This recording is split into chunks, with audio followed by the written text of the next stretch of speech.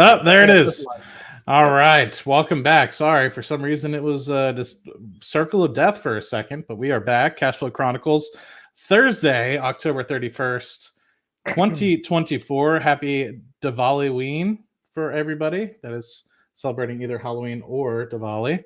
Mr. Patel, did you get it? Do you guys get trick-or-treaters in your building? Not really. I didn't get No. any. Everyone goes. I don't know. It's probably the same because you kind of live like in the city limits. Like everyone goes to specific parts of the city Hmm. for us to kind of go trick or treating. So I never get trick or treating. My wife went to my brother-in-law's like neighborhood, like it's single family housing around that area. And so there they still have like kids and all the stuff. So, we're like, to be honest, I don't think have seen kids in my, like, we have 3 buildings in my like condo complex, and I don't Yeah, think I've seen a single child. Like, I know that there have been a couple, but it's very, very rare to see that because, yeah, I just don't know. I just don't see it. Yeah, yeah. mostly if like people with kids are living in the suburbs and like like the areas with like good school districts and stuff. So I live 2 blocks north of like a very nice neighborhood, which is that's why I bought here because mhm. eventually they have about quarter acre lots is like around where everyone's at, except for this house. Like these are townhomes, patio homes, Yeah. whatever. But Mhm. eventually, people are going to buy a lot of those and just redo them with very nice houses. They're gentrifying this area, but the places 2 blocks south of me have already been gentrified for decades. Right? I mean, they're Yeah. nice, new, beautiful homes. Um, they have a lot of trick or treaters, and it makes me kind of envious because I'm like, that's the kind of neighborhood I want to like live in, Like anyway, Yeah. enough about that. But have you been keeping up with a lot of the companies that have been reporting? It's been kind of up, down, sideways for some of them. It's been an interesting earnings for 3Q so far.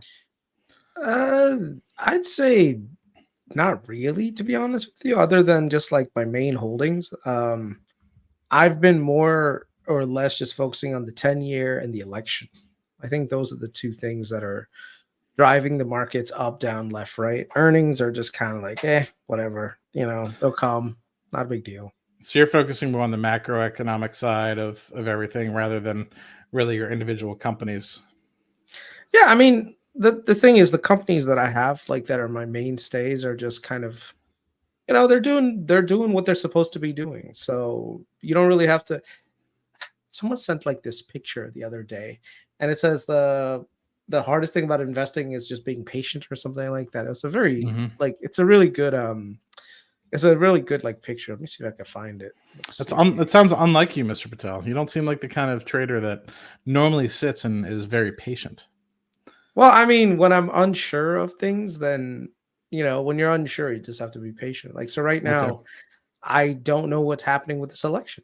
Like, depending on what happens with the election, we're going to be able to kind of make some decisions on how to allocate capital. But I mean, it's a big deal, not because of the president. Like, I don't really give a shit about the president, to be honest with you. It could be Kamala, it could be Trump, whatever.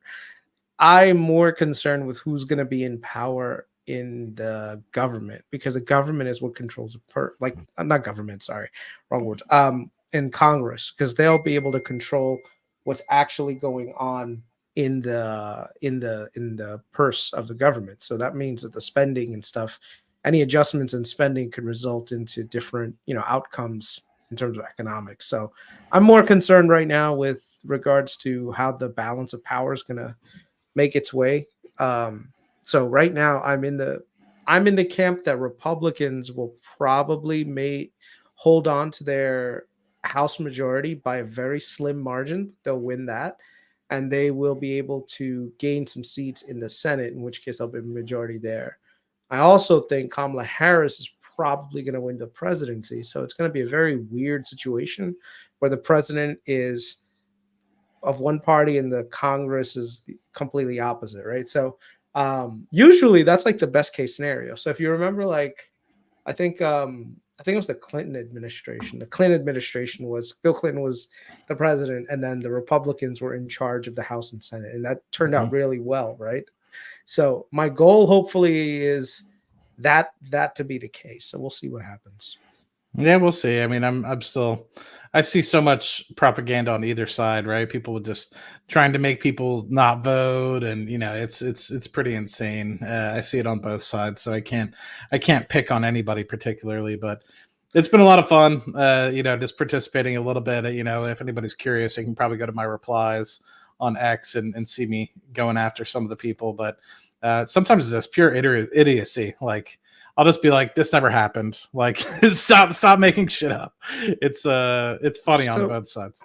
One of the things that I really, really hate about this election cycle is just the amount of misinformation that's coming up from both sides. And I think it's really weird because, like, when you see the stuff, you can cherry pick just about anything, and it could end up becoming something that sways people to one side or the other, right? So, like, there was this one video that, like, LeBron James, right, big personality figure, he posted something, and I think we should watch it because I think this is how propaganda starts. And this is someone who's not necessarily someone who's political, but it's in order to immunize yourself against propaganda, you have to watch propaganda. So let's watch one bit of it and then see what you think. Hold on. So. Black guy. That's one of my buddies. We had fun. We carved watermelons together. It was awesome. No, I'm not a racist. Okay, so the first thing is he saw the comedian thing. I get it, bad comedy, whatever, but that's like trying to make Trump out to be like, oh my God, look, he brought on a comic who said racist thing. Bro, every comic has said some racist shit over a period of time. Right? That's their goal. Their goal is to find the boundary and then cross it. That's just how it is. The second thing is this part right here, which is David Duke, KKK, supports Donald Trump. Well, first of all, the KKK were Democrats. Like, let's get that out of the way. Like, no one wants to admit that, but it's the truth. Second, Trump can't help who ends up supporting him, right? Like right now, if someone who's a rapist supports Trump, that doesn't mean that Trump is a rapist. You know what I mean? Right. Like, oh, like birds of a feather. No, that's like, trust me, there are plenty of child predators that are going to be voting for Kamala. That doesn't mean she supports child predators. You know, it's like the retard, like that. But the thing is, the way that the message comes off, where they're going to try to just watch the rest of this. Let's keep watching. So we love Hitler. We love her. Some random guy says that. So it's automatically like, yeah, that's his party. That's the people. And the thing is, like, what's really messed up is that, you ever heard of something called a red flag operation? Do you know what that is? No. A red flag operation is basically where you take the unpopular opinion and you plant that on the other side. So as an example, all these idiots that are marching, like what is it, like what are they called? Those home front people that have like masks on, and they're like, let's bring back white America, Trump is gonna do that. And like every single real Trump supporter is like, no, that's stupid. Like we're not those people, right? Mm-hmm. But they happen to all be covered up, and they all have the same fucking uniform and outfit, and everyone like who supports Trump is like, they're just a bunch of Freds, Yeah. No, I know what you mean now. Yeah, I see it on both sides as well. It's interesting. Yeah. Someone just wrote, I love how Chris casually throws out retard here and there. I grew up in a time where we just called each other retards. Like, it wasn't like it. I don't know about you guys. Maybe it's like a new thing where it's a lot more offensive. And if it does feel offensive, I'm sorry. But in my time, like, I was called hard, like retard, artard. Like, did you grow up in that same kind of like lingo? Yeah, I mean, it definitely started getting a little bit more politically correct. Like, you can't use that towards when I kind of got into the last few years of high school, like when people could actually like start to be a little bit more controlling of their vocabulary. But yeah, I mean, to me, I don't get offended by it personally. And I think Shane Gillis says it's the best. Like, if anybody's like, dude, it doesn't matter. Like, people that have Down syndrome are the happiest people alive. So it's like, it doesn't necessarily, which some of those skits are just absolutely absurd. So anyway, if we weren't going to get copyrighted, I'd probably play some of it. Taking black jobs now. The whole country is going to be like, it'll be like Detroit. A lot of it's about the genes, isn't it? Don't you believe? They're poisoning the blood of our country. See, and what's funny is now he'll try to the videos tries to bring like all these migrants coming over as some kind of like correlation Hope. to Yeah. to basically to the civil rights movement. Like it's two different things, but it's like, oh look, they marched for civil rights. We marched to come to this. Like, no, there's completely two different things, man. You know, Yeah. but let's keep going. Hold on. Troublemaker. These are troublemakers. Look, I love the old days, you know? Do you know what they used to do to guys like that when they were in a place like this? They'd be carried out on a stretcher, folks. See, like, so basically there was troublemakers at his convention. So he said that. But the thing is, the visualization and the context that's being applied at the same time are completely different. Yet now watching this, people are like, wow, this guy's rhetoric is really terrible, you know? So Like to punch him in the face, I'll tell you. okay. Now, if you had one really violent day, like one rough hour, and I mean real rough, the word will get out and it will end immediately. But we're going to indemnify police officers and law enforcement from being destroyed by the radical left. You're changing history, you're changing culture. Of course I hate these people. And let's all hate these people, because maybe hate is what we need. So you see like how everything was framed in a certain light. And the thing is, like, they take things out of context, but they play it against the backdrop of some tragedies and some not so nice parts about the country, and they try to like associate him with it. And I think I've seen this for the last probably almost 8 years now, and I feel like I'm immune to it because I'm like, yeah, I'll just dig up the facts. But I feel like the majority of the people don't do that. They'll just go with it, you know. And I feel like it's the same thing with like some of the environmental policies that come around, where it's like nuclear. And I know we'll just go back to nuclear. We were talking about it. It's like nuclear is cancerous. It causes all sorts of things, but nuclear energy is one of the safest things. So if you look at like all the people right now that are like anti-carbon, right? We had anti-carbon. It was called nuclear, but you guys got rid of it. Yeah. You know? No, they actually going back to it. I know you have a weird sleep schedule, so I don't know if you actually listened a lot to the JD Vance Joe Rogan podcast that was dropped probably, I don't know, 3:00 today or something like that. But I had the opportunity to listen to it. And once again, like, they don't really go too much into like hate and rhetoric against either side, right? They get actually into like policy and talking about real issues, which I think is actually beautiful, because you get these long forms of multiple different things that are actually important for America to actually like concentrate on and actually fix. And I don't know what it is, man. Like, people, I'm not a hater against wind turbines, but for some reason, some people just absolutely hate them. You know, and I get it, maybe like they are kind of an eyesore, but to me, I like the engineering behind it, like the turbine piece of it. And, you know, I learned about some of that stuff when I was studying, you know, mechanical dynamics and statics and stuff like that in college. So like, to me, I have like an underlying connection to it, but a lot of people just don't like windmills. But the thing that I didn't necessarily know, and then we'll get it back into the nuclear piece, and they talked about this on the Trump podcast with Joe Rogan. And I didn't know this, but apparently the vibrations from offshore wind turbines are so horrendous that it drives the whales insane. They actually bring themselves on shore and kill themselves. And I didn't know that, right? Like, and apparently, like, Joe Rogan said he actually researched it because he thought Trump was full of shit. And in JD's podcast today, he was just like, that's a fucking huge problem. Like, apparently it's really big. Like, he had no idea. And he was just like, I'm glad I researched it. And then they started going a little bit more into the nuclear side. But I did find this interesting because I'm long NextEra. I recently sold out because my cover calls were breached. But I know a lot of people in the chat have a lot of willingness and bullishness against SMRs, something that's been talked about for probably over a decade, if not longer at this point. And it just goes to show, like, NextEra here, I haven't read the full article, but I thought, you know, a lot of people in the chat are very curious about SMRs. They're all diving into the nuclear side. Let's bring it up. So they're looking at opening up an old nuclear plants, which we heard about 3 Mile Island, you know, with Microsoft not too long ago, 2 weeks ago or so. And now they're talking about the Duane Arnold nuclear plant.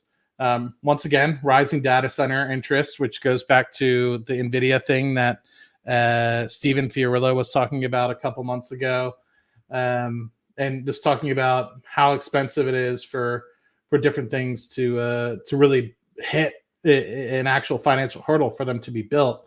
And so they talked a little bit about it. But anyway, for those people that don't necessarily know, it's probably worthwhile talking about what actually an SMR is. So an SMR is basically very small, 50 to 300 megawatt sort of plants that generally they describe it as being able to put it in like a shipping container versus the massive things. Like you live near 3 Mile Island, or you live near, I'm trying to remember some of the ones in Pennsylvania, but they have some here in Texas as well. Those are generally like 2.5 gigawatt sort of plants. So each tower, generally speaking, creates about a gigawatt. So if you have 2 towers, it's two gigawatts. If you have 4 towers, it's 4 gigawatts. So that's generally, a lot larger of a piece, but people are like, oh, well, it's too big, right? And if you have a meltdown, which everybody after Fukushima, which was a natural disaster caused meltdown, not an actual meltdown like Chernobyl or 3 Mile Island. People are, say it's an eyesore. They're afraid, whatever. I get it. I understand somewhat. But to me, it's pretty cost effective. And in reality, it's anyway, I just thought it was interesting. So I figured I'd bring it up. I'm not going to read it through here, but I just thought it was interesting to hear about the, one of the leaders in renewables who also still has nuclear power being against SMRs. So, well, I first of all, let's go back a couple of things. So number one, the main nuclear, like the giant old school nuclear power plants, those are rather expensive to build based on a lot of the regulatory framework that's required right now. Like Vogtle 4, which is like the newest nuclear plant here in Georgia, in the United States. It's in Georgia. It was expensive, like super expensive, because they had a lot of cost overruns and all this other stuff. The newer ones that they're trying to come up with now, SMRs, which is small modular reactors, they're a lot more smaller, they're condensed, but they're also quote unquote safer, mainly because they have, like, instead of active cooling systems, they have passive cooling systems. So the chances of a meltdown are, supposed to be very rare. The biggest thing is probably going to be around making sure that, like, all the testing or the transport or the infrastructure gets built out. I think a lot of the people that are super bullish on nuclear right now, I'm glad that you guys are making money, but just be careful, because a lot of times what happens is the technology gets a little bit ahead of itself in terms of the valuation, and people really push it up. And the thing is, the end product is not really generating money yet, right? So if you think about all the people who were like really early in 3D printing, and then how did that go? And then there's so many other little industries, nanotechnology, I think at one point was starting to come around. That started, that didn't fizzle out and go anywhere. So I would say with nuclear, I think there's a lot of bullishness, especially because Amazon is talking about it and stuff. So I think a lot of people are bidding up some companies that are, believe it or not, still really, really pre-revenue. So, they have to get through a lot of regulatory framework. They have to get through state and local regulations and all the other stuff. And then they have to start building it. And then they actually have to commission these things, let it run for a while. And that could be a very long time before that money ends up making its way into the hands of investor return, right? Like, look at how many eVTOL companies right now are struggling. I think Lilium just declared bankruptcy, Oh, did they? I think, yeah. So Right. I have to look. I think I just saw it. Hold on, let me just double check. And But same thing with space, right? I mean, even like talking about Rocket Lab, right? I mean, look how many companies have gone bankrupt for people chasing that dream. 100%, like you said. I mean, 3D printing. I mean, that's limping along. Nobody's really taking except for the people that make the big printers. But even still, those guys are struggling. But eventually, it's going to be hugely revolutionary, right? I mean, they're going to be printing buildings the size of city blocks, and that's the future. And same thing with a lot of these other, but it's going to take so much loss at some point. That's somebody's going to show up like a genius, right? Like as if they invented it, but in reality, it had been something that had taken forever to really get there. Yeah, I mean, all of these things you just have to take it with a grain of salt. No one's saying you shouldn't invest in it, and it's always good to be early in new technology. It's just make sure and it's really hard to judge who the winners ultimately are going to be this early in the race, So like I said, just just be on the cautious side, because you are betting on, how do I say this, like something that's unproven, as a business concept. And whenever Yeah. you're betting on unproven concepts, it could be very lucrative, but it could also be very disastrous in terms of like your total portfolio returns if things don't work out how you want it. Absolutely. All right, Mr. Patel. Well, anything else before we kick it off with our favorite intro? No. Someone says your governments have funded SMR. Yeah, the pilot projects are not government funded. I mean, like that's you can't. Government's job is to give enough money for these businesses to get a start, but that doesn't guarantee any sort of success long term, because you really need the private sector to be the guys that really take on majority of the utilization, right? So yes, Yeah. government is providing some grants and some fundings towards it, but that doesn't mean that money can't be wasted, right? Like, you remember Solyndra, how much Yep. money that the government 2008, gave? Obama. Yep. Yeah, so that didn't go anywhere, and they got billions. So just because the government's giving you a little bit of money doesn't mean, like, governments also gave money for a lot of these EV charging station things, and how many of those are killing it right now? Yeah, So no, there's a you see a lot of that, right? When things get slipped into some of these bills, like the Inflation Reduction Act or even the CHIPS Act, right? So many things have been distributed to so many people.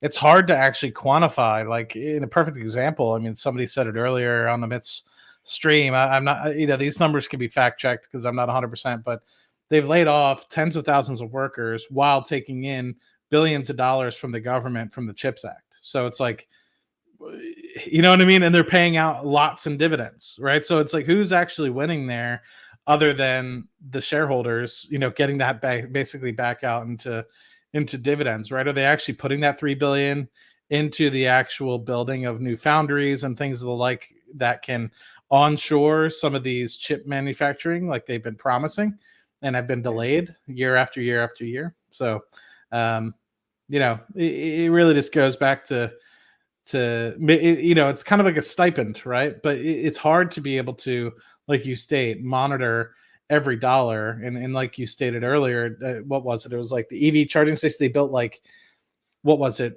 18 stalls or something like that. It cost $8 billion or something like that. It's just like, what kind of waste? And I think that honestly, instead of cutting, I think that in saying we need to, like, direct money here, there, or the other. I think if you're able to just actually diligently monitor, have zero-based budgeting in a lot of these things, and actually monitor and come back rather than just giving somebody an open checkbook. Whenever you give somebody an open checkbook, it just never ends well. It's just ripe with fraud and corruption. The California high-speed rail, like, look at that whole boondoggle. Yeah. Yeah. New York, we had the Second Avenue subway, which took like 20 years and went over budget by God knows how much. So I always find that the governments, they do a good job of giving incentives to people, but no way should they get involved with the total financing of things. I feel like they don't necessarily do a really good job, and there should always be a profit motive behind it to basically get people to actually provide a good service, right? So, like, right now, like, one of the companies that I have been following is something called Brightline. Have you heard of them? Like, they're like a rail company that has like service in Florida, and like they want to build a train that goes from, I think, like some parts of LA to Las Vegas. Now the thing is, like, yeah, I mean, I feel like they're probably going to be more successful at building this thing out than the government with the high speed rail, blah blah blah. I mean, I have to do more research on it, but yeah, it's just, I don't know, man. I feel like government is so inundated with all this regulatory framework that they need to basically keep all these extra special interests like happy.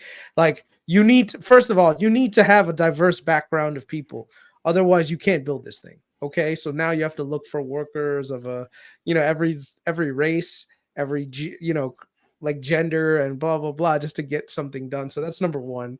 And then it's like all of them have to be union workers. Okay, so now you have to look for the union workers.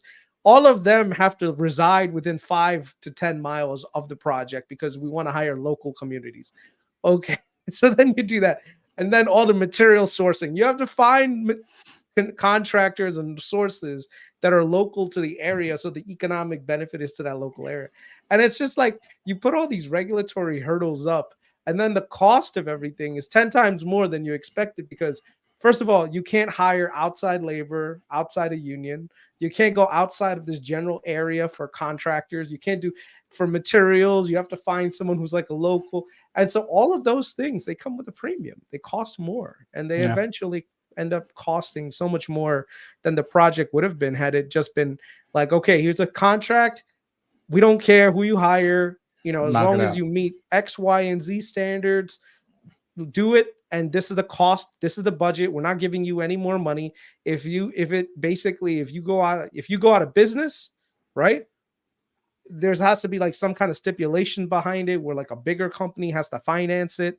And basically that financing indemnifies like the government against losses.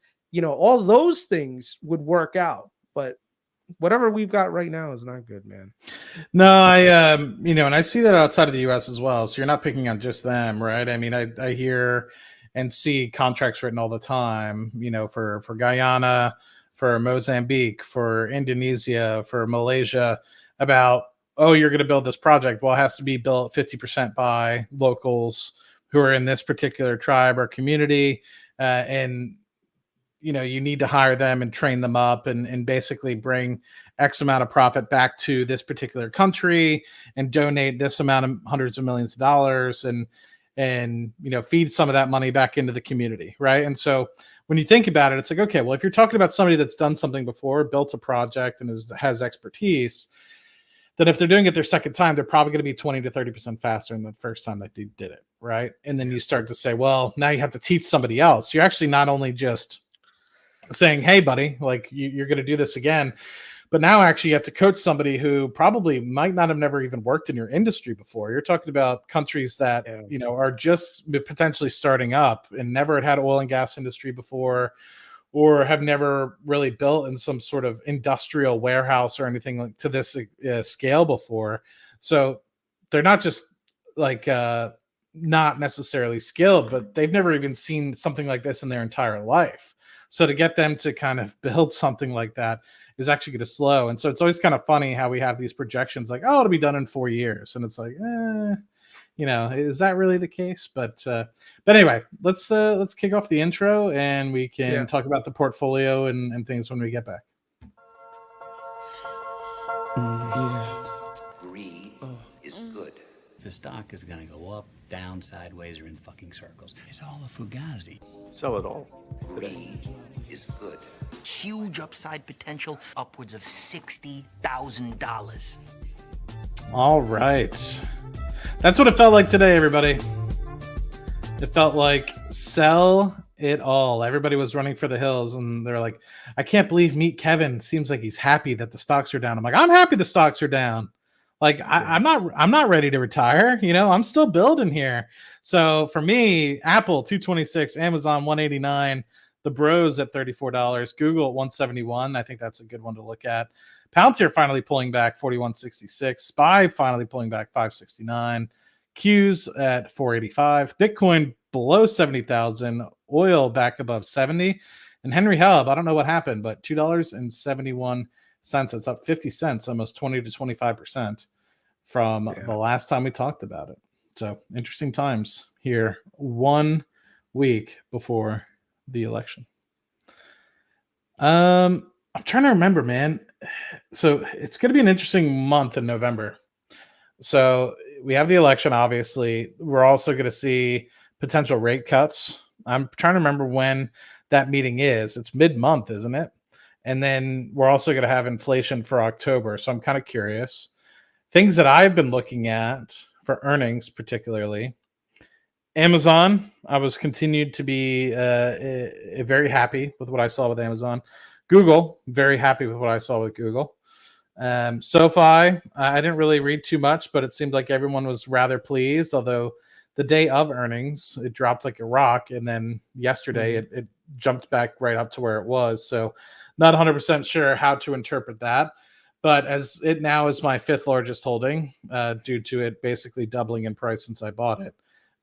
Pretty excited about SoFi.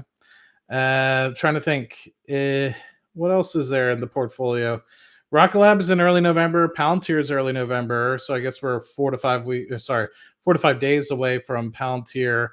I guess it's on Monday or Tuesday. And then I guess it's on Monday, actually. Has to be on Monday. And then Rocket Lab, they're launching something on Monday, but I don't remember when they're reporting. It might be the 11th. So anybody that's following Rocket Lab. What else are you waiting for? Apple? Did you watch or listen to Apple today? No, man. I don't have the latitude to cover so many names, man. I realized I'm with you. I have my horses and I'm okay with letting them run. Like I don't, I've come under the mindset that chasing opportunities after a certain amount, like dollar amount, it's not healthy. Like I'm at a point right now, Matt, I've killed it in this market. You know me, like, the kinds of positions that I have, especially among the cruise lines right now. Yeah. So I'm so happy and satisfied with those gains that I'm just like, why am I like underperforming myself? Like just constantly going this way and that way. And just let the companies that we have do their things. I mean, I'm in 5 sectors right now, which I can easily track, manage, keep my eye on. I really don't need to go into other things anymore, And I know some people are going to say, oh, you missed out on all these gains. And I'm like, yeah, it's okay. I'm all right. It's okay. Like somebody in your chat, I thought it was pretty funny. They're like, you're the oil guy. Don't you know about this stock? And I'm like, no. And they're like, can you look into it? I'm like, maybe. Like, I don't know. Probably not. I don't care. This is where I always feel like, how the hell does Jim Cramer do that segment where he just gets called like, what do you think about this company? And he's just like tells them about like a break. And I'm like, bro, how do you have time to sit there and research this shit? Like it just makes no sense. I think he probably reads ticker tape. That's why he's wrong half the time though, Like yeah. I mean, I don't know. He flip-flops pretty easily. Like if the sentiment's down on the stock, like he was down on Rocket Lab, and now Rocket Lab's up at $11-12. He's like kind of hyping it up. He's like, yeah, take 50% profit, ride the other 50% to the Mars. Like, if you asked him 4 months ago before the stock pumped, he wouldn't have gave a shit. Yeah. So it's interesting. I mean, I think like you said, I mean, we're not here to necessarily just hype up particular stock tickers, right? And I've never been that way. That's why I've been on YouTube for 7.5 years on my original channel. That's why I still have less than 15,000 subscribers or something like that. You know what I mean? Like I like to stay true to myself. I've been pounding my fist on the table for Palantir, since 2020, and it's finally starting to get some legs, right? So in that respect, it's fun, and I got to stay true to my convictions at the end of the day. But I think I don't know. I think so many people just like to hop around, and I was talking to this with somebody else. I was like, dude, like soap, like your portfolio is like soap. The more you handle it, the more you fondle it, the more it's going to disappear. Yeah. And it's like if you just kind of let it sit and you just know and you're convicted. There's a different thing about being convicted and not actually knowing though. And it's even though you might have convictions, there's still going to be black swan events that come through where you're like, well, that. So that's part of the experience piece that I think a lot of people might miss is a lot of times we downplay risk and things actually show up and you're like, well, so in that respect, you just got to recognize, do you have enough time and actual care to dive deep into some of these things, because it could very well be it doesn't end up. We should answer some of the questions here. Like, let me go from the top and come down. Okay. So I'll give you my cold, hard thoughts. Okay. So if you really want my cold, hard thoughts, I'll give them to you. Just what don't time be surprised so I can pull it up. I'll start right from this top and I'll keep going down. All right. So first, SMCI, yeah, SMCI is throwing out some numbers. I wouldn't be in them right now. Like, yeah, SMCI, just chill out. Boeing laid off their diversity team. I think it's a good thing because it's just when you self-impose all these restrictions based on something that's completely out of the quality realm, it's bad. Like you should strive for diversity, but not enforce it. So I think the diversity team was enforcing it, and that might have caused some of the issues in the company. So I don't know. I'm just talking secondhand, so I'm really not going to go there. Then you have, I think we already spoke about the SMRs, ear cancer. Okay. Amazon. Yeah, Amazon's a great company. It's generating tons of cash flow. I don't know why they're not buying back shares, but I think eventually they'll probably buy back some shares as well. And yeah, Amazon's a great business. They're not going anywhere. Cloud growth is going to grow 15% year over year for the next foreseeable future. Yeah, so Amazon's not going anywhere. I was talking to Sam. I was like, Amazon, Google, and Microsoft are like giant REITs at this point. But instead of, renting out offices or houses, they rent out compute. That's it. Yeah. And they're just collecting value. They take that value, they redeploy it back into their business. That's it. Like there's no. So I want to stop you on the Amazon piece because I was saying they crossed over 150 billion in run rate for the quarter. So on a 4 quarters basis, we know the fourth quarter is always higher because of the holiday season. That means trailing 12 months, in a couple months, they're going to be trailing, 12 months of 600 billion. Like, and like you stated, right, they're growing at a very substantial pace. So if they're able to keep up that 10%, right, obviously they're at anywhere between 8 to 12%, depending on if it's US or international for the actual shipping business, right? But if you talk about AWS, they were up over 20% or something like of the like. So together, double-digit pace. If they're able to just maintain 10% from here to 2030, they're going to reach $1 trillion in revenue, or at least be within spitting distance within 2030, 2031 of $1 trillion. And to me, it's just like Walmart, who, at this point, they're the biggest retailer. They're going to be there by far. Walmart would be lucky to grow a couple percentage points in terms of revenue a year. These guys are absolutely killing it. And to me, I want to be a part of that. And I had somebody say, like, isn't it too late? And I'm like, to me, no. Like, to me, they haven't even, they were so focused. And the big wins to me were after 2020, 2021, when they took that pullback. And why that happened was because it went from being like a 50% growth year over year of their platform, because everyone started buying. They went from like 11% of total commercial sales to like 19% or something total commercial sales being online, and then it retraced back to the mean, and it's now 15% and growing back to that normal trend line. But in the meantime, they polished a lot of things, right? They got rid of a lot of contracts, a lot of warehouses were being built, so they lost in the short term, but they overexpanded it enough where now they're feeding into that, and now they can grow at a steady pace. So now they can focus a little bit about efficiency. To me, I think Amazon will continue to focus on efficiency. I wouldn't be surprised if you see net income margin grow to about 15%, where it is in the future from a 10, 11, like it has been over the past couple quarters. Anyway, back to you. Yeah, Amazon's a winner, so I wouldn't even bother if there's any major pullbacks on Amazon buying opportunities. But Amazon is one of those companies at this point. Just buy it, hold it. Don't even think about it. Just that's it. What about NCLH, my guy? It was a big up today. I think it's a big dildo candle that I saw in the portfolio, which we'll get to in a second. Yeah, cruise lines. I'm in it for the long haul. I think they've got a really good business model. They're going to be making money hand over fist. I mean, we shouldn't be selling up 44 and 51% for Carnival and Norwegian collectively. We'll see it in the portfolio in just a second. Nah, leave it. Leave it. I'm if you think that's cool, if you knew how many contracts this thing I have, like I just texted my wife and she just like she looked at me, she's like, "What? Are we rich?" I'm like, I think not yet. It's like I think we're comfortable. And she's like, "That's what rich people would say."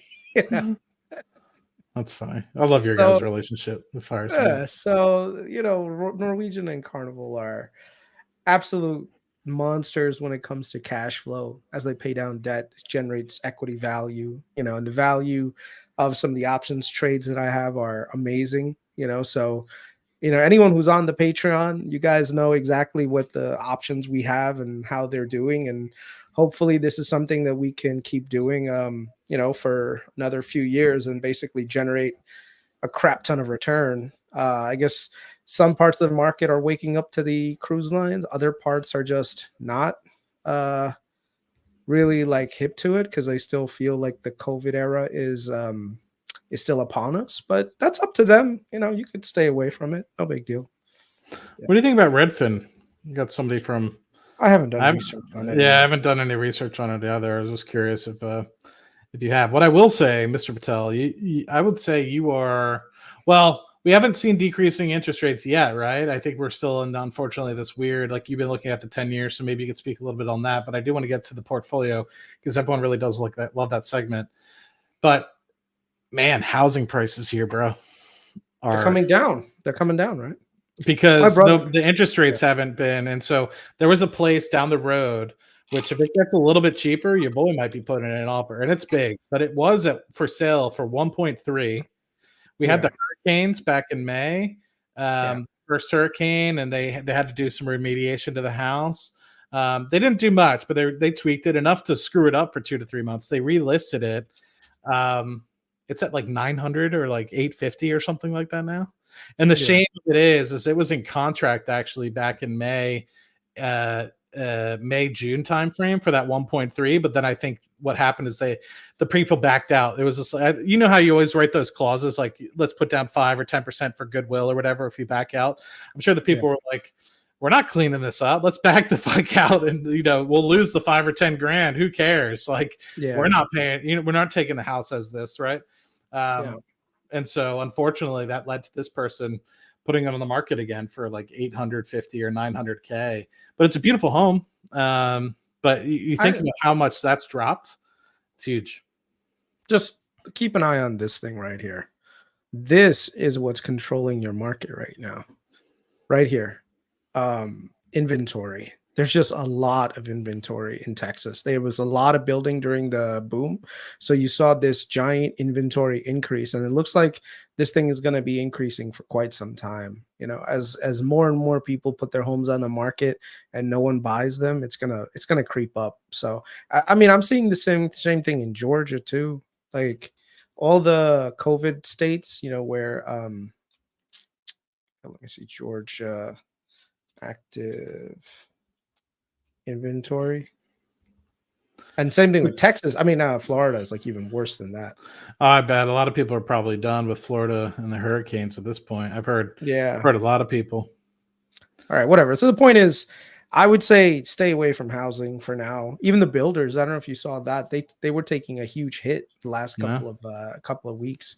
Like DR Horton. Take a look. Let's just go to like DR Horton right now. Over the last few months, it went from 191 to now back down to like 169. Okay. Lennar has been kind of like struggling as of late, so it's been coming down. I think the word is out that like there's a lot of inventory on the market, and these guys are probably going to take a little bit of a hit. They really need interest rates to go down, so there's more transaction volume. But we'll see what happens, man. The thing is, I find it people really underestimate the cost of owning a home versus just renting. And I think most people are better off renting than they are owning a home, unless they have some they're in some special circumstances that make home ownership worthwhile. The other thing is, and this is probably wrong. Like, you know what? Fuck it. I'll say it. I think this generation of newer people, they're not necessarily as inclined to do a lot of the home maintenance work that like in the past the people kind of just did. Like when you own a home, it's not as simple as, oh, you just own a home. Like, no, you have to do all this maintenance work on the home to keep up with it. And I think a lot of the people that I know, like personally, they're not inclined or they don't enjoy that kind of thing. So instead they just outsource it, and that really costs a lot of money now. So a lot of people have gone out of the trades. And so instead, like if you try to go hire a plumber, bro, that plumber is coming with a giant bill. Electrician, they're coming with a giant bill, you know. So it's one of those things that that like I think needs a little bit of rebalancing. And you know what Matt, I actually want to take a course on how to do some like handiwork around the house before I buy the house. You know, I've never been very like handy, other than like I know how to do some low level woodworking things. I also know how to do some low level electrical work, but it's like low level shit. Like so like here's an example. Like I installed all my Alexa units and all this stuff around my, like all the lights in my condo, they're all controlled by Alexa. I did all of it myself, including the fixtures, including the switches, all that stuff. But that's like easy stuff. I also installed my own Nest. You know, I followed the instructions. It worked out. So those kinds of things I could do myself. But it's like the more heavier lifts that like you need someone who's like certified to do it, that, you know, like, but I want to learn how to do like basic things, you know? Yeah, no, I did the same. I mean, I installed a few smart switches for my house, because I was like, you know, I'd like it to be able, if I'm like carrying in groceries, right, I want to not necessarily have to throw groceries on the ground, turn on the light switch, and then pick it back up. So simple voice commands like I'm home, I'm going to sleep, you know, stuff like that. That really help out. And you don't realize how, like, unless you go on vacation somewhere and you don't have it, how much like it actually does save you some time. Like as soon as I'm walking towards the TV downstairs, I say TV time, and it just immediately gets the lights dim in the perfect mood for that area, and, you know, turns on the TV and gets it all prepared for you. So I hear you with that, with respect to that. But to be honest, man, like for me, I think about this, and I had a real coming to Jesus moment like back in 2020, 2021. So when I was an expat, I was spoiled, right? I mean, fortunate I had like cleaners and stuff of the like. And I tried it out. I was like, let me give it a try. I don't have cleaners yet. I've been here a year, and I still need to like get the house in good enough shape. I still have like a random box behind me that's been there for a month. But yeah, like once I get the house in order enough, hang up a few things, and I'll definitely start getting a cleaner to come every other week or so. But I always thought it was like, man, like you're just being lazy as fuck. And I remember like when I was living in my apartment, if you remember that, with like the nice view, I missed that place. I had a sick view. I used to just get lost for like 15, 20 minutes a day just looking downtown. But anyway, I remember making a trade and just keeping my eye on the market while I was working. And it made me like $1,500 or something. It was something stupid. Something happened, like some news. I'm just going to use the example of like Intel, like earnings or something like that, released midday or released early or something like that. It dropped 10 or something percent. I'm like, that's stupid. I sold a put, and I was just like, I would love to buy it at this price. And it wasn't Intel. I just can't remember what stock it was. And immediately, like an hour and a half later, while this lady was cleaning for me, middle of the workday, etc., I closed it and I made $1,500. And I was like, see, like, luckily, if I wasn't concerned or concentrating on this and being able to juggle not only my 9 to 5, but also being able to pay attention to the market, I would have not just made that $1,500. And so it makes sense if, like, for example, I used to like want to like go into the grocery store and like walk around. And now, if I'm like just participating in well, this is going to sound really bad, but like what I'll generally do when I get into the office, like right after I read through some of my emails and stuff like, I'll just be like, yes, I would like to pick up my groceries before I go home today. Pick them up at like 5, 6 o'clock. And it's quicker, right? Like you have somebody else do it for you and it's free. Like just some of those efficiencies that I don't think were around back then. But it's also super cheap. Like I go to the guys, like I forget what it was for me to change my oil at Valvoline. It's like, it doesn't make sense for me to go buy the tool sometimes. And sometimes it's the wrong tool. Then, you know, you have to go to Home Depot again, or you bought the wrong part, or this, that, or the other. So I'd say it has to depend on like what we're talking about, right? So here's an example. Like you have AC units in your home, right? Like one of the parts that always goes out on AC units is the capacitor. Do you know how to change the capacitor on it? It's really, really simple. Like Is it? literally, it's like one of the simplest things to do. Yeah. But the thing is, like, people like call it, oh, my AC unit doesn't work. All you really need to do is go change out the capacitor, and you could order it. The part is really cheap, but if you get someone to come and do it, they're going to charge you, a good amount of money to do the whole thing for you. But it's something that you can take care of. Here's another thing, like your water heater. Do you ever empty out the water heater at the bottom to release all the sediment and stuff? No, but I was been thinking about getting something because it's been a year since I bought the house. Right? I was like, I So, want to like, do it at least once a year. Yep. Yeah, so it's like these are the kinds of like little things that if you just like do a little bit of maintenance work, it ends up, like one, it doesn't cost you a lot. And the thing is, in terms of time, like you said, like right now you are a high earner, so you're doing really well with your career and investing and all that stuff. But the thing is, like at some point, when you've made enough money and you're just trying to enjoy life, you kind of want to just like, I don't know, I get a sense of pride from doing my own work on things, which I'm sure my wife is listening and she's gonna tell me, like, because there's like an outdoor light fixture that there was like hornets that got into it, and they always like nest there. So I said I'm gonna freaking like, usually what I'll do is I'll wait until the goddamn like the winter comes, so then the hornets all die off and they're not around anymore. So I'll take the thing off. I took it off. I killed the nest in the summer, but meaning to basically switch out the light fixture. So I went to Home Depot, I bought the light fixture, but I have to do it. So I'll do that tomorrow. So like now, instead of stressing about the market and reading, now I'm doing other things to basically just chill a little bit. I don't know about you. Like, have you been trying to figure out like hobbies that you're trying to do outside of just the investing and working 9 to 5? Like what do you do for fun? What do you do for fun? No, I've started reading a little bit more, like actual reading. And then what else was there that I picked up? So before my smoker broke, and I'm just going to get a new smoker because it was a cheap smoker anyway. And that was my fault that it broke. I never covered it, and it got in the rainstorm, and the electrics got... Anyway, so it just costs more. Like the electrics, it cost $200. And I'm like, at this point, I was get a brand new smoker. I have points through work, so I'll just buy another one. But smoking meat was fun. And then what else is there that I normally do?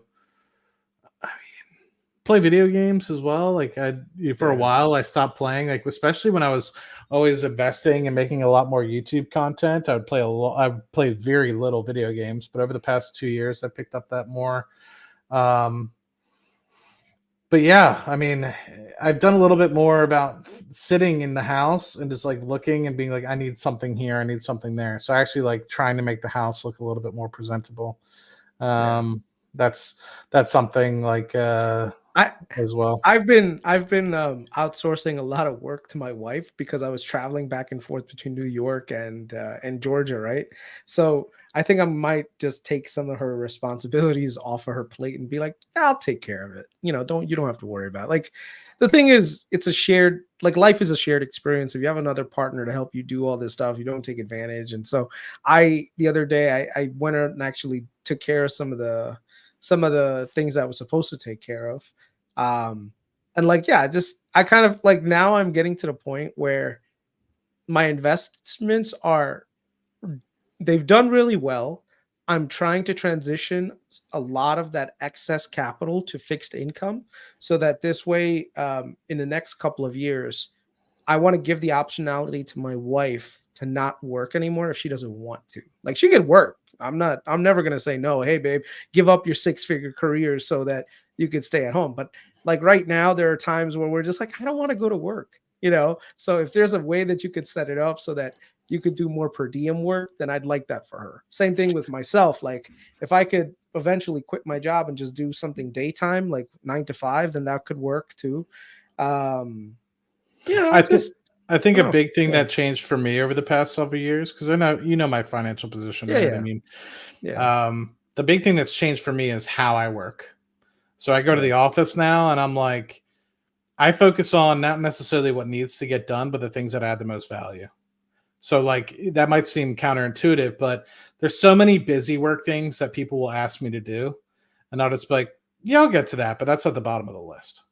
I'm like, how can I actually move the dial? Right? Like there's, to me, I'm like, I remember a couple of years ago, I got very frustrated. This is probably 2022, early 2023. I was like, if you just want me to be some regular engineer, I was just like, it's not going to work. Right. I was just like, to me, I was just like, at this point, the way that I think is beyond that. And I was like, I want to actually make this company and actually move this company. And I was like, and if I'm not going to be involved in those decisions, then, and so I'm just like basically trying to do things that to me, I think will add value. And a lot of times what ends up happening is once you do that, if you are in with the right people and you know what they want and how they're like trying to do that themselves, you put it in front of them and they're like, I literally was just thinking about this. And it just like comes naturally, like, because if you know what the company wants, you know what exactly needs to happen and what moves the dial. Hopefully somebody in your organization is smart enough to either have somebody working on it or thinking about it. And so it's kind of nice in that respect. I've been able to, over the past 6 months to a year, been able to like really get that sort of freedom to focus on what I think is actually truly valuable and important to move to the business. Because so many times what ends up happening is people put blinders on and they're like, we need to get this little thing done. And it's just like, dude, like that is in the grand scheme of things, not at all important. And so to me, I'll come in and I'll just sit there and I'll just be like, what's actually going to add value today?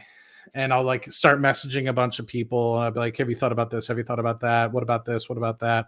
Instead of actually just like churning out something that somebody like out of nowhere told me to do. But luckily for me, a lot of the things that people do ask me to do now, I actually do move the dial. So it's about 50-50, like stuff that I just come up with on my own.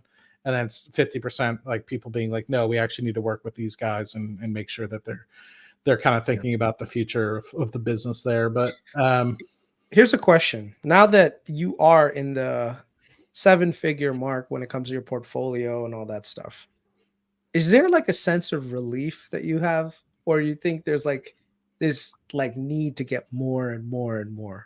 Like, what do you think? April 2022 is when I hit $1 million. You know what I thought? What? The first thing the night of me hitting $1 million on my tracker and everything, I was just like, the first thing I did is I made a video talking about how I'm not going to share my net worth and everything publicly on YouTube anymore, because half the people were like, this dude's 30, 31, he's probably lying. And I'm like, well, at that point I'd been on YouTube for like 4 or 5 years. So I'm like, if I'm lying and this is as far I've gotten to just make only $1 million, like, I'm pretty shitty at scamming people. Right. So I probably should find something else. But I just found out it just opened me up to a lot more risk. But what I realized the few months after is that a lot of people were like, $1 million isn't a lot of money anymore. $1 million is a lot of money, but at the same time, it's not. Right. So like you think about it, it's like $1 million to the average person is life-changing money. But $1 million to the people that like, there's literally scales to it, right? You recognize how many different scales there are of wealth. So once you kind of get to it, and this is at least what I've kind of perceived, it's just like you get to the point where you're like, okay, you have $1 million. If you just sat on $1 million, you just let it compound, put it in the S&P, eventually it'll grow to like 3 or 4 million by the time you retire.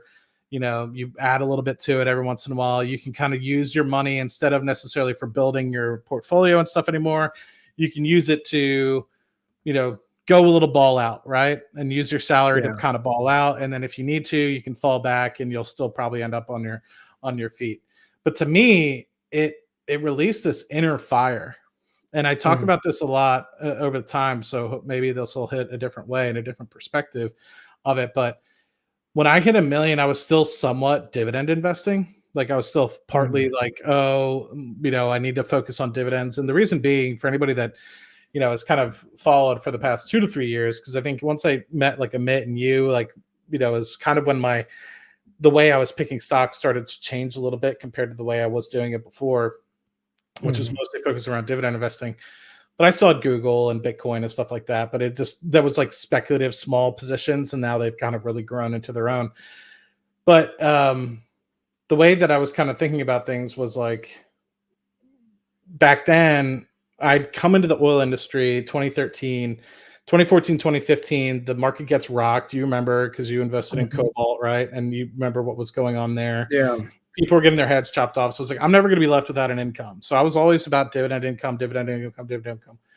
And once I kind of got to that $1 million mark, and I was just like, I'm going to make, if I wanted to, even without even forcing it, like $30,000 in dividends next year.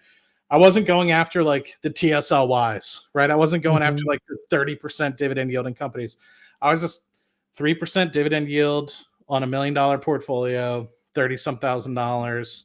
And I was just like, what am I doing? I was just like, in reality, I was like, there's so much more that I can do. And it really got to the point where I was just like, I could either be very selfish with this money and be very like, oh, let me keep it to my chest and make sure I don't lose it. And maybe I'll get to 2.5 million if I'm just like slightly very conservative with it. And I can still focus on dividends, and I can grow it to 80,000 and go retire in Thailand in a couple of years. So I was like, or I can kind of go balls to the wall and try to get to like 8 to 10 million, where I think to me is kind of the next step. Like once you get to 1 million, you know, really to me, like 2.5 million, 3 is like where you kind of free. But once you get to like 8 to 10, to me, that's kind of the first part you can kind of have fuck you money a little bit. Yeah. And so then once I'm gonna push back. I'm gonna push back on that. Feel free. Yeah, everyone's I think you could have fuck you money at $1 million. It just depends on who you want to say fuck you to. You know? Yeah, I guess that's so like with $1 million, you can't say fuck you to your boss. You know, you just can't. Like you could say fuck you to like a whole bunch of stuff. Like you never have to worry about like your electrical bill. You never have to worry about like going grocery shopping and, you know, like having to pay a little bit extra. You don't have to worry about that. You still can't quit your job. Once I think you're at like 2 million, you can kind of like tell your boss like, hey man, listen, I'm not really here. You know, like I'm going to take this week off. Oh, you know, it's not going to work for the company. Yeah, but it's not going to work for me either. So, you know, at 5 million, that's when if your boss tells you anything, be like, listen, fuck you. You know?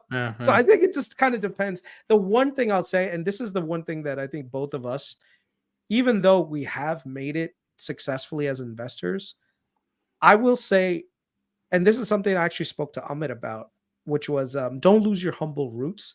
Don't go into this crazy, like, now let me go and spend this money and basically develop a lifestyle that now is keeping up with that additional spend. Like, here's an example of something that, like, and I'm not like using this as a negative towards Meet Kevin. So if anyone thinks that, it's wrong. But the one thing I noticed is that Meet Kevin, as he got bigger, so did his expenses. And the thing is, so did his responsibilities. And eventually he even got a private jet. Like all of those things added to his level of stress because he has to constantly maintain that additional lifestyle and keep doing this and then sell additional courses and blah, blah, blah. And the thing is, there's a level of stress that you take on every time you try to get bigger and bigger. And some people can really live up to that stress, but other people, what they do is it faults them and takes them away from what made them successful in the first place. So the humble Kevin Paffrath that I remember watching during COVID is no longer that humble guy anymore. He's turned into something else. And I think a lot of the people have noticed that. And so, you know, it just, I mean, and maybe he wants to be that. But I personally am at this point just kind of like, if I don't grow the YouTube channel, I don't grow anything, it doesn't matter to me. I'll just, like I said, I'll do what I have to basically have the Patreon, and that's doing well. I'm going to basically do our podcast like this where we can talk about the topics we want to talk about. We don't have to push crypto X, Y, and Z. Like have you started getting offers, by the way, to like promote apps and all this other shit? Because I have been getting. I always get that. Yeah. I mean, I always did. In 2021, I actually, there's a lot of, on my YouTube channel, there's a lot of companies that paid me just to like, not even tout it. But this is the problem with some of these things. They're just like, look through it and tell me what you think and like record it. And that's the problem is like, because it's on your channel, people are just like, ooh, Matt's buying this. And I'd always in every video be like, I don't have a position in this. Yeah. But then people would be like, I bought that stock that you were talking about. And I'm just like, dude, like why? Like why? Like, and that's probably part of the problem that, you know, and why they do it is like, here's $2,000, go talk about it. But yeah, I get it all the time, you know, and if it's something that I align with, like, what's a good one? I don't know. I haven't seen anything that I've ever been, but like I get stuff about like outdoor fire equipment. I get everything. Like, and I'm just like, dude, like, what am I gonna do? Start doing the podcast out in my backyard around like a little fire pit? Like, what am I doing? Like, so if I find something that I actually liked, you know, maybe I would, like, if Celsius wanted to sponsor this and put a little thing up in the upper right I corner. would take Celsius. I may reach out to Celsius, be like, hey, do you want to sponsor us? Because I do drink your shit. So, you know. Yeah, like I honestly wouldn't mind, you know, and have like a sip segment.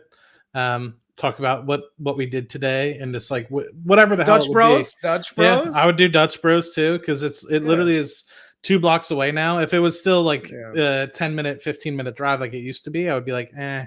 But now it's 2 minutes. I literally can just get in the car, go grab it, and just get it. Give me free Dutch Bros, and that's like, pretty much. Yeah, like free Celsius, and but anyway, no, I think the thing that I also noticed, Chris, is my anxiety. So kind of like what you talked about with the boss being like, I need you to do this, I need you to do that. And I just like, yeah, that's not important. Like, and it gives me that little like sense of I don't need the paycheck anymore. The paycheck's great, right? So like, please keep paying me, but you know, because I'm not there yet and I'm still building, right? But the thing is it's like I don't have that sense of fear like I did back in 2014, 2015 when I saw a lot of my friends get laid off. And to me, you know, that's why I started dividend investing and I went down this wrong path. And because I went down that path, because of my experience, I lost out on hundreds of thousands of dollars of gains. I'm like, who would invest in Google? Who would invest? Because the PE ratios were high, right? They were higher than buying something like Altria Group or buying something like GM or something like that.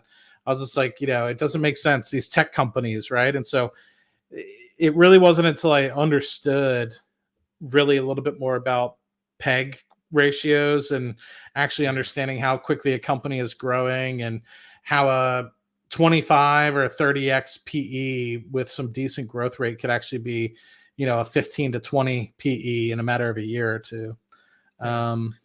So Matt, did I ever tell you, and I think I did. I'm white now, by the way. Did you notice? Did you know that? Well, no, I'm white now. You don't know? Remember I told you that a long time ago? I said, man, my ultimate dream is to become white. What I mean by white is like the mentality of white, which is just enjoying life. Like if you're come from an immigrant background, bro, let me tell you that the experience of an immigrant background, especially first generation, is how do I make money? How do I put all of this together? Now I actually tip 20%. I'll be honest. I tip. I actually, like, the other day I was at Waffle House and my finger was itching for like that 15%. And I was like, 20, you know, and like, that's when, you know, you've made it a little bit. So I feel like I'm white now a little bit because I'm enjoying the white man's life. But the thing is, I'm not going to get caught up in living too much like the white man, because the white man sometimes lives too much like the white man. And the thing is, like, I can't do that. I'm still keeping some of my like immigrant like tendencies. Like, here's an example. Like, I was looking at this house and I always look at it. Is this the one when you were calling me on the phone with Boss Lady the other day and you guys were there? No. That was a different house. Let me show you this one.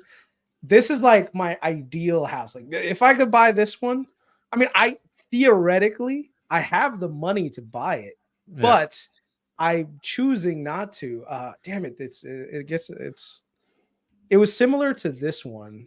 Hold on, let me just share my screen. And that's where I'm at, Chris. It's interesting. So we could talk about that actually. Go ahead. So it's this house right here. Something like this.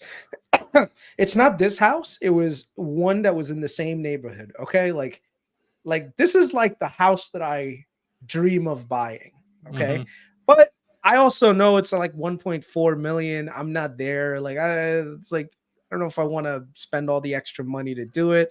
And like, the other thing that would kill me is like the mortgage payments would be like, man, now I'm sacrificing like, you know, like cash flow towards like owning a big house. And it's just me and the wife right now, but it's a pretty nice place, right? It is. So like, this is like the goal, right? But I also know that I'm cheap as shit, so I'm not gonna buy it. I want something either is a good deal.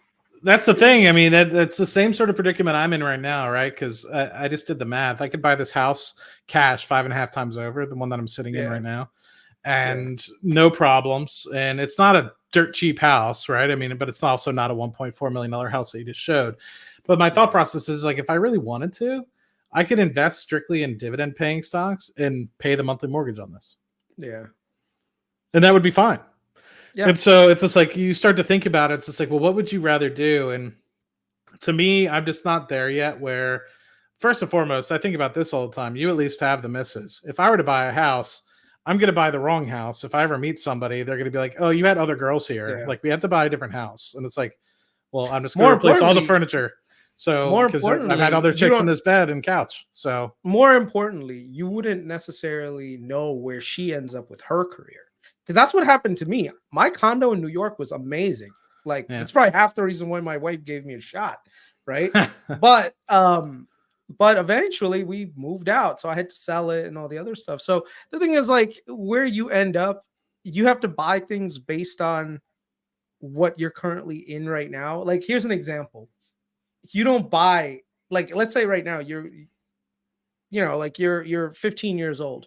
You don't buy clothes that you're going to wear at 25. You buy them that work when you're 15. Like, that's what you need to buy. When you're 25, you buy clothes like a 25-year-old, right? And it's the same thing with size. You buy things that are, either like your right size or a little bit bigger, but not anything that's too small or too big. It's like, oh, I'll just, so that's the thing with like homes for me. That's the way I interpret it. So yeah, it's really nice to look at the house. It's like, wow, that's such a nice house. But I also know it's just me and the wife. And like, I'm in this room. My wife is in like our bedroom, and then on the couch and the living room that we have. And we have like a middle room, which is basically turned into freaking storage. Right. And that's all we really keep to at my condo. But we don't really need a whole lot of additional space. The one thing I wish I had was a backyard. Like, I don't have a backyard, I also want to have like a little bit of area for like a woodworking thing. I also, when I have guests over, I preferably like for them to have, could stay over if they want. So that's like the next step, the evolution. But that doesn't mean that I'm going to go out there and just because a banker says to me, well, you can afford a $2 million house, that means I'm going to go out there and buy a $2 million house. I think that's how so many people get you. Like, just because you can afford it doesn't mean you should buy it. Yeah. No, every time I go to get notes of pre-approval, I'm like, do not put that number on there. I'm like, please only put because it's absurd. So, but to me, man, it's like, I'd rather, like, this is the point, like these next few years, if you do it well enough, it can be where it's like, okay, by the time you're in mid 30s or like late 30s, I literally can be in that point where I'm like, okay, I'm on the precipice of literally like F you to everybody money. And I'll still probably work at some sort of capacity, but there's a few things that like need to have lives of their own. So like the Airbnb doesn't have life of its own yet, and I want it to. And so I think we're getting close. If I buy another house and it, cash flows, and I think that's like something, because I was just doing some math. I was like, okay, well, I own half of this one, I own half of that one. I was like, I rent this one out. I was just kind of thinking about it. I was like, in 5-10 years time, what will that cash flow be to me? And I'm like, that's like almost enough to like sustain my lifestyle.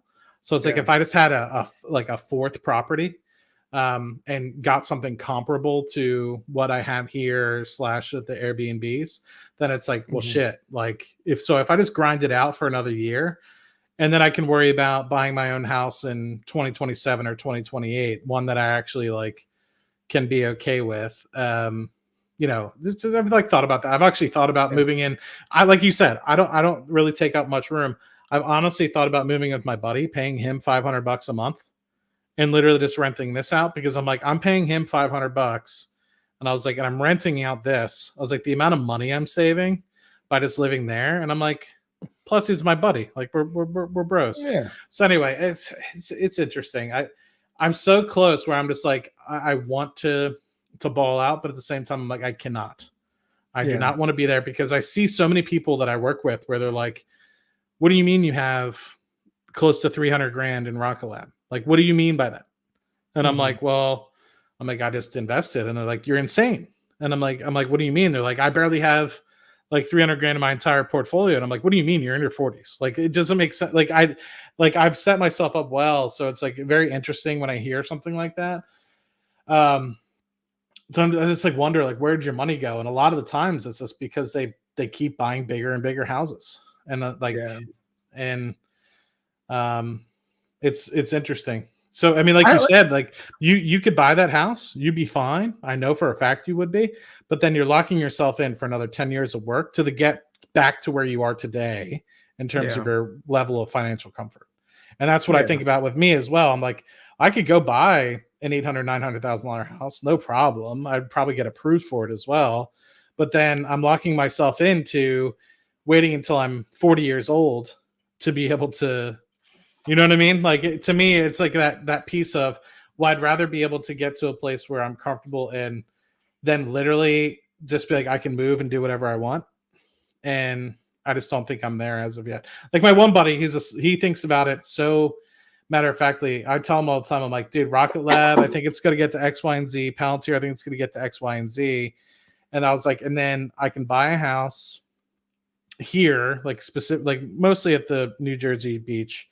And I was like, I'll put down 20%. I was like, and I'll have my registered investment advisory, help people be able to get their investments on track, etc. And then I was just like, I'll just do that. And he was like, why? He's like, why not just buy it cash? And I'm like, you don't understand. Like, you know what I mean? Like, I don't think people understand.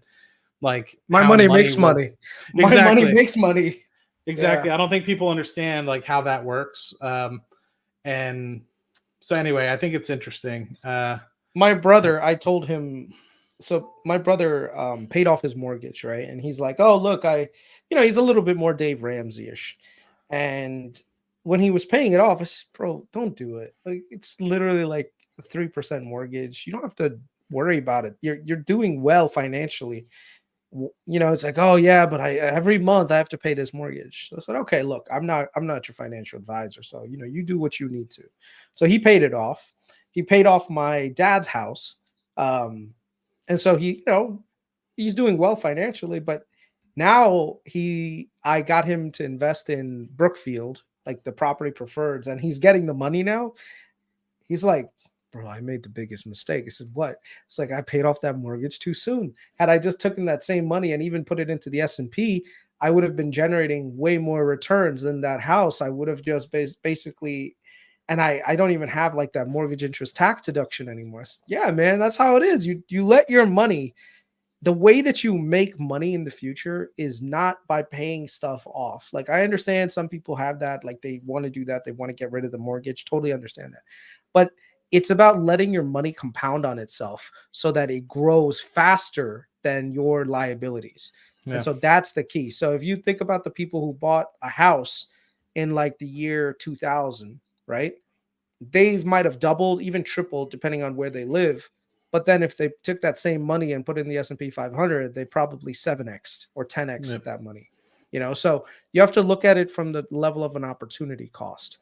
Right. Yeah. But then, everyone has different comfort levels with what they and different objectives too. Right. Like I was talking to my sister and she was like, we don't want to get to where I want to get to. Right. We have differences of, they're just like, we just basically want to live where we are now. They have their forever home and it's a beautiful house. I love it. So like, I'm not downplaying or shitting on it. I tell her all the time. They bought it. It was like 400 grand. I was like, why would you want to live in this dump? They renovated it. It's beautiful. Like beautiful cottage style. Like old homey, like I love it. It's just so great. Like split level. Yeah. It's fucking phenomenal. I love that house so much. They put a nice little addition on it. Perfect for them. And eventually, in 5 to 10 years, they're gonna have kids start going to college and they're gonna feel like that house is big, Mm-hmm. So anyway, perfect house for them. They've appreciated it in massive amounts. But the thing with me is like I'm still in my growth mode. And they're sitting there like, we just want to get to the place where we could start to wind down. My sister's in her 40s. My brother-in-law is a little older than that. So, they're just like, well, that's what we're looking at. And I'm like, well, shit, like there's almost a dichotomy. And it's like, well, it wouldn't mind having that partnership because in the next 5 to 10 years, they'll probably start wanting a little cash flow. And that's fine, because I'll probably be in the space as well, where I'd be like, that is autonomous and it kind of has a mind of its own. You know, we have the cleaners do stuff once or 2-3 times a year. We'll have to do some minor work, but most of the time, you know, other than messaging people and getting it rented out, you know, it'll be autonomous, and we'll hopefully have another house, you know, coming in the next 2 years with that as well. So the hope is like, you know, you kind of have to align your businesses with what you want to be, because, you know, I'm sitting there being like, I want to buy a house every year, and they're sitting there like, we don't need like 8 houses. We just need like 4 or 5. Yeah. And so I'm just like, okay, well, I guess it just depends on what you want, right? Like I'm still trying to get to 8 to 10 million, you know, and they're sitting there like, we're good with kind of where we're at, and we just want to make sure that we have enough money, you know, through teacher pension, etc., to be able to coast. And I'm like, okay, well, I'm like, we're just on different wavelengths, right? And that's okay, you know, like you said, it all just depends on what everyone's doing. But yeah, I agree with you 100%. Like when you get equity, like when I get equity in this house, I'm going to get a HELOC, so I can use the equity in this house to put into another house and at least try to get, you know, a few more houses under my belt. Well, let's look at our portfolio. Let's see where we are with that. So yeah, sorry, an hour and 20 minutes of us just rambling about being fucking loaded. I wouldn't say we're loaded. Oh, no, I'm just kidding. We're comfortable, right? We'll use the rich people fucking term. No, I'm just, it's funny because you recognize when you hit 7 figures that you're still completely broke, right? So it's pretty interesting. So, all right, so this one I have it by total value, the highest value up top to the lowest value. You can see cash. We only have $13 in the coffers. So the biggest position is still BPYPN, up about 11 or so % collecting that dividend. And then same thing, we have NEXT, which is doing rather well. It's at, you know, low sixes. Then there's Vornado, which is a big position, but hasn't really gained much, but that should be a dividend play as well. And the thing that's nice about this, Chris, specifically around these preferreds, is that these are still positive even with the increase in the 10-year, which I thought was actually pretty interesting. I thought these were going to take a lot bigger of a principal hit, but they haven't. And I think it's because people know that we're on the precipice of probably getting refinancing and stuff like that. So it's pretty interesting. Then you have your cruise. I have a theory. Yeah, we'll go talk ahead. about it after. No, we'll talk about it afterward. Oh, after hours. Okay. No, not after. Like after this segment is done. Oh, okay. I was gonna say after hours with Chris Patel. Carnival Cruise 44%, Norwegian 51%, Bitcoin up 9%. I don't know if I told you this, but I snuck in a little bit more Bitcoin. I think I doubled the position from 10 shares to 20. And this is for anybody that's out there that's looking to get exposure but don't want to get a wallet and stuff like this. Is the lowest expense ratio. I wrote an article on Seeking Alpha about this, 0.15%. So this is currently the lowest expense ratio for anybody. So it's this BTC, it's Grayscale mini trust. There's a Grayscale regular trust, which is like 36 or $40 or something like that. And that's 1.5%. So do not invest in that one. That was old school. That was before you had the approval for the spot ETFs. Yeah. You have China, so FXI still slightly negative. KLL we're down a little bit. Yeah, and then HIMS up 40%. That retraced a little bit. Surprised. I didn't really. So one of the good things about this, and this is one of the things that you'll learn over time about portfolio allocation. Number one, someone asked me, they're like, "Oh, you know, this is down. Should I add more?" And I'm like, don't do that. Don't water the weeds and trim the flowers, right? The things that are working, let them do their job. You know, the things that we have the highest conviction in, we put a little bit more money into. Some of it is a little bit more fixed income based. Some of it is just recovery. Next decade is like our long shot play, but technically it's not. It's more like a swing trade. But yeah, I mean, the ones that were down heavily on like Accelera, Celsius, KLL, we barely have 1% of our portfolio allocated towards it. So it's fine. FXI is also like 2%, so it's not that big of a thing. HIMS is only 1.7 because we trimmed a good portion of it when it was higher, which is a good move on our part. But yeah, I mean, these are what's interesting is our portfolio. What's the total return look like? I don't know, man. You mean year to date or? Yeah, year to date. Okay, that I have 69%. That's not bad. That's compared pretty to good. 23%. So we're literally 3x compared to the SPY. Yeah. And it was 70%. Yeah. And we should be getting another tranche. I'm still waiting. I don't know why. So we're actually generating revenue from the channel. So thank you to everybody. Congrats to us. But for some reason, it's not showing up. So I'm still adding money into the account.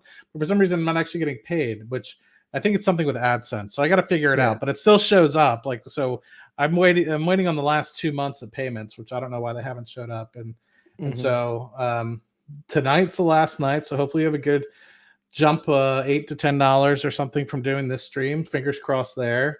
So we end up with like another 100 some bucks in the portfolio. So that'll be nice. That's the hope right now, is to kind of get us to a couple $100 a month, to be able to add to the portfolio, get this thing to 100 grand.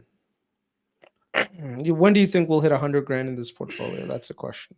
I forget what you said. You said some like outrageous when we first started, and you were like, "We're about to get monetized." You're like, "We'll hit 100 grand in like 2 years." I was like, I don't know about all that, Mr. Patel. I mean, we could definitely apply some leverage and do some options. Exactly. Yeah. This guy.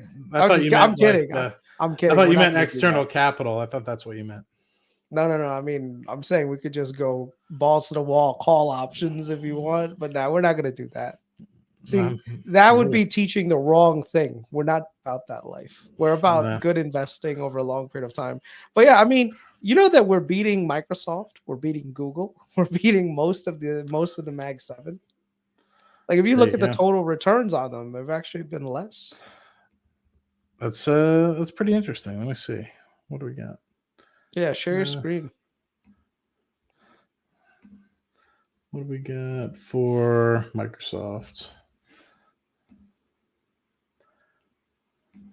Microsoft year to date. Oh wow, Microsoft year to date is not bueno. Let me share. I'm actually surprised on this one. Microsoft year to date, it's only 10%. Yep. Let's go through them. Google is up how much? Google year to date 23. Let's check NVIDIA. That's the big one, right? Yeah. So we're not outpacing NVIDIA. Definitely not. Meta is probably doing well. We're still beating Meta. 63% on Meta. What's another one? Apple. Up 18%. Yeah. What else is there? Look at the cruise lines. Look at Royal Caribbean.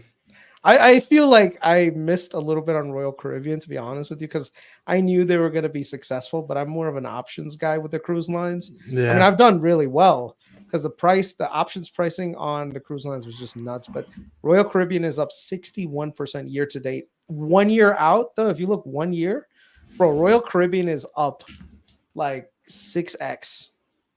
Like, look at 1 year. Right, so it's 138%. So if you go to a 5-year chart, you can see at its lows, like recent lows, it was $32. Wow, can you believe that shit? $32, and that wasn't even. When was that? That was 2022. Wow, July. What else was there? That was. I mean, we're Carvana. not winning. Carvana is the one that like I never researched that much into, but dude, this thing came back from the dead. It did. Matt, it was in the single digits, wasn't it? Matt, it was like $2 or at one point I think I saw. Like, look at that, $4, and now it's worth almost 300. Like, oh no, what is it, 250 right now? 250, yeah. I don't understand it. I just kept seeing it go up. And I was like, yeah, I'll do research a little later, whatever. And I never got around to it. But man, Carvana is just like, it just got up from the dead, bro. It's hard to see these recoveries. You rarely see recoveries like this. You know?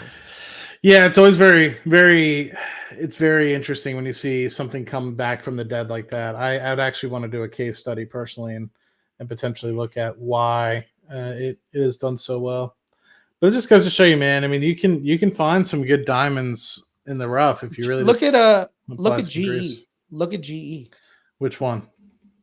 It's the original.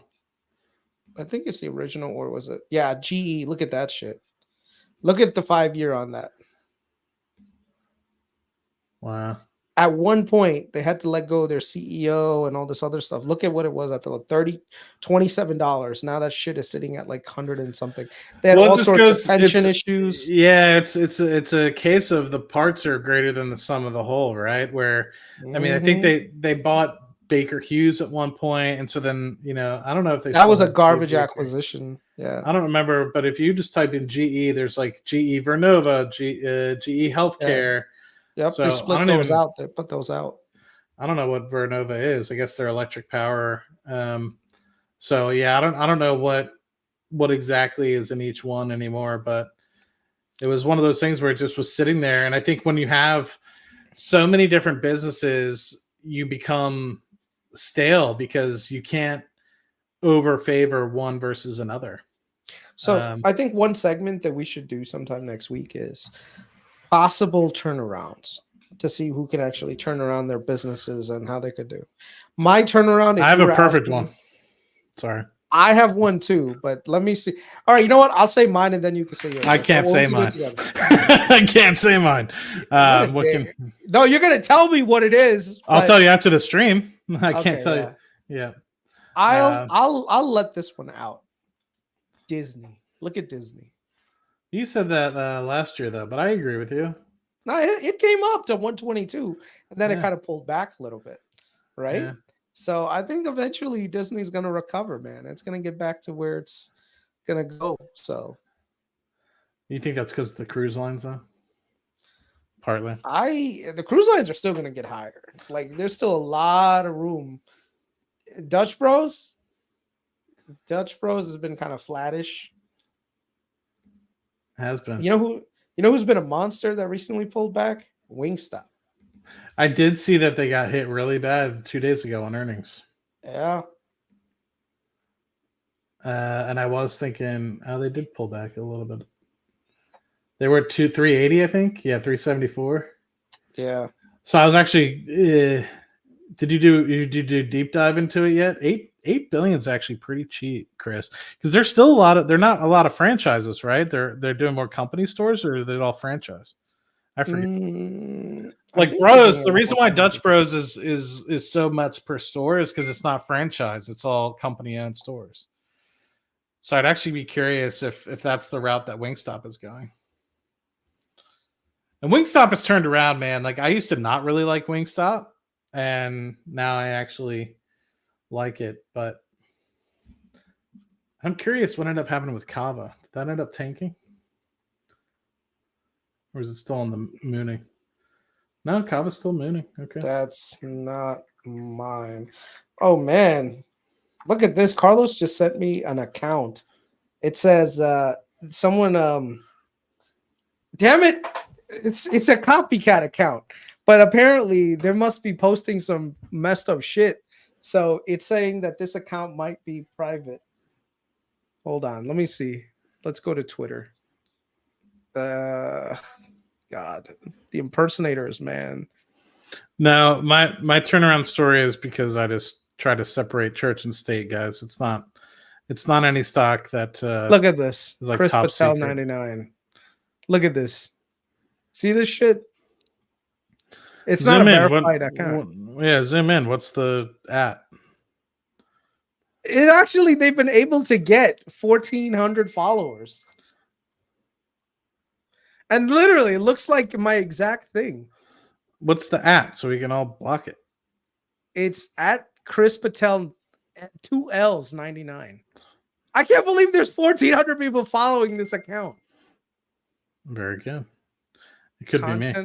Content warning. What is this? How is this even allowed, man? This dude reposts my like. Can you believe this? All he does is repost my content. I mean, you're a high flyer, man. I wonder if he blocked me. Let me see. Chris Patel 99. Nope, he doesn't follow me either. So I gotta block this guy. Let me right, see. whatever. The reason why is he's followed 5,000 people, and they probably get excited, like, "Oh my god, Chris Patel followed me," because Chris doesn't even follow me, guys. So I follow you. What are you I'm talking just messing. about? I'm just messing with you. I'm just messing with you. Yeah. It's just a bot, bro. But yeah. More bots. I'm getting dear X user, your account is under review for possible copyright violations. Who, yours? Yeah, Right now? yeah, What have you been posting? nothing. I bet. I guarantee it's not even a. I guarantee it's a bot. Yeah, it's definitely a bot. Although it is verified, and it is say X, so we'll see. I'll message them back and see what they say, but I'm not giving them any information. What the? This is so messed up. What else was I going to say, man? Well, I think it's interesting. I'm curious to see what happens. You are potentially live streaming all day with Mr. Kukreja on Tuesday, or what? Yeah, we'll see, man. We might see. I'll probably join in towards the maybe like the middle of it. I'm not sure all day. Yeah. I can't do all day pods, man. I've got a decent life to live, so yeah, it's got an interesting one. Because I know early morning Monday we have a flight for Rocket Lab, so I'll probably try to stream that if I can, and then I did make a bet on the election. Did you make any bets on the election? I did not. All right, so I'll share mine and my logic behind it. I do not none of this is investing advice. Okay, this is just for fun.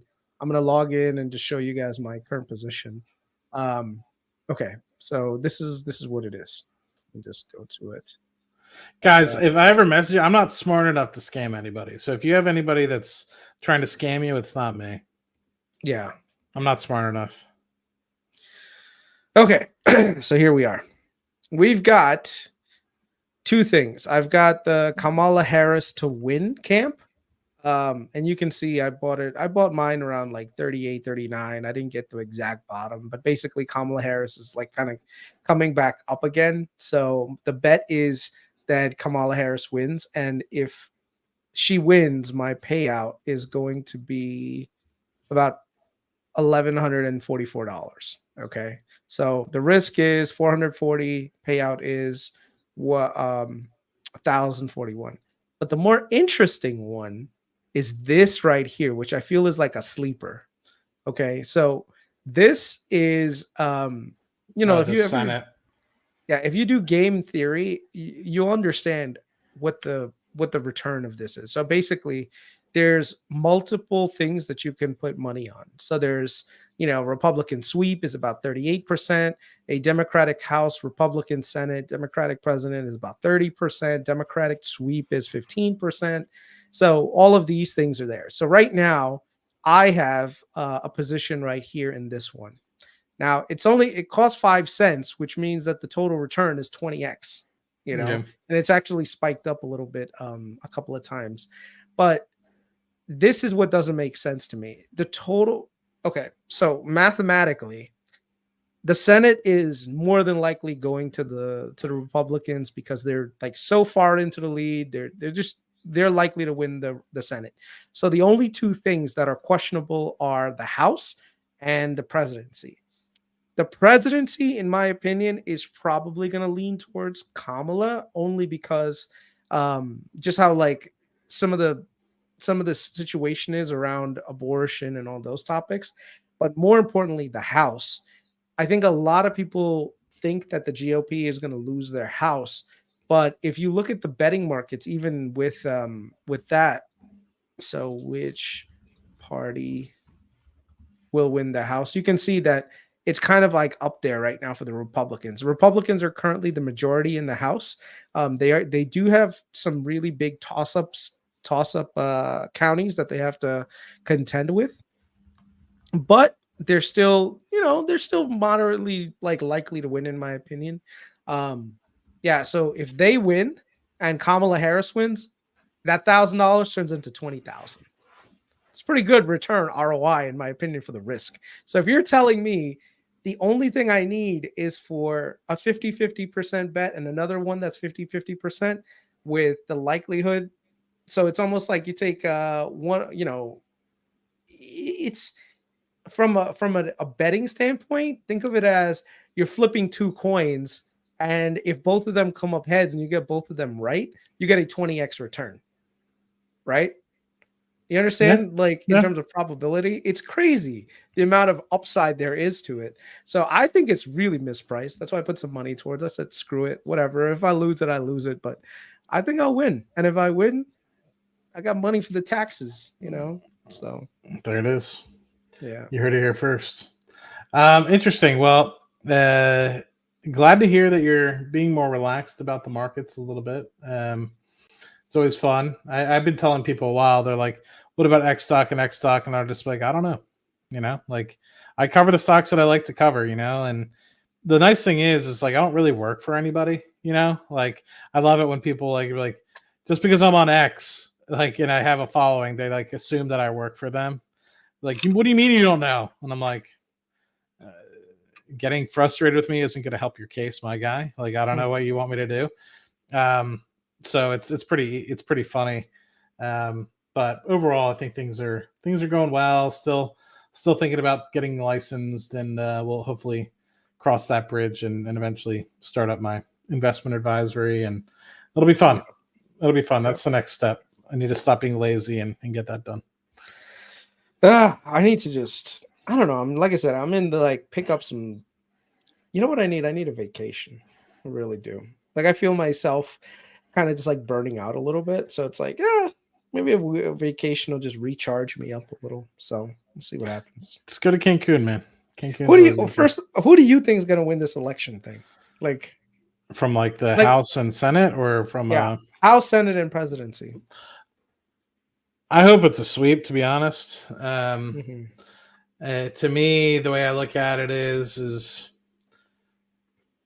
I don't know. The divisiveness that I see in the country, to me, isn't necessarily due to both sides. It's more so on one side than the other. I think you have people, for some reason, like I understand that both parties will come out and say some absolutely ridiculous shit. Like, so don't get me wrong. Like, I know that happens. Yeah. But the thing that I still struggle with a lot is like, you'll hear people be like, now you have people even being like, Trump's going to get their guns taken away and things. And I'm just like, what do you like? You just hear people, they're just literally saying things at this point, hoping that it like catches fire and that people hear it. And they're like, oh my God, like, what do you mean? So it's very interesting. I've even seen them, like the Democrats, like switch their, it's just interesting. And the thing that bothers me the most, I'd say, about this entire thing is people always talk about immigration. The problem that is at hand is not about immigration,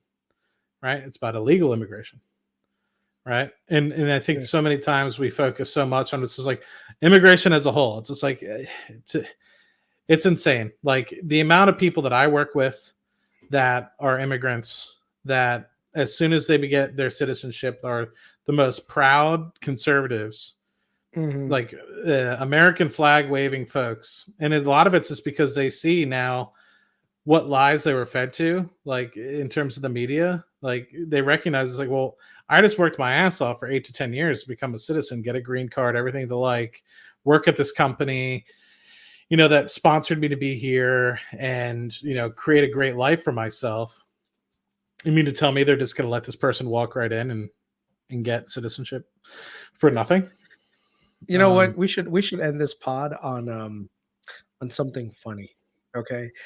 As long as it doesn't get demonetized, because very often you play something that's funny and it gets it's not going to get us demonetized. Well, maybe it will. This will get us demonetized, Mr. Patel. It's fine. So one of the things that I do for fun when I have nothing but time to do is just look up funny like memes and funny things.